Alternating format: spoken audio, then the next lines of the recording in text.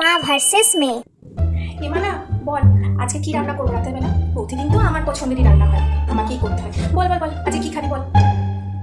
লুচি আর আলুর দম করো। কি লুচি আলুর দম এই রাতের বেলা? সকালবেলায় তো আমি করলাম, খেলি তো লুচি। হ্যাঁ তাও তো ঠিক। না না, লুচি ফুচি আর খেতে হবে না রাতের বেলা, অন্য কিছু বল। তাহলে ইডলি করো, ইডলি তো খাওয়াই যায়। ইডলি এই রাতের বেলা? আমাকে আবার সেই মেশিন বার করতে হবে মনে। না না না, ইডলি ছাড়, তুই অন্য কিছু বলতে পারবো।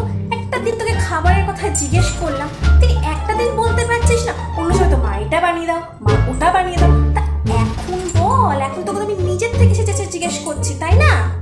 বলতেই পারছিস না, তাড়াতাড়ি অন্য কিছু একটা বল। তাহলে পকোড়া করো, পকোড়া তো খাওয়াই যায়, আর অনেকদিন পকোড়াও খাই। পকোড়া করো। পকোড়া এই রাতের বেলা? পকোড়া খেলে সবার পেট ভরবে তো? হ্যাঁ, শুধু পকোড়াকে সারা রাত কাটিয়ে দিতে পারবি?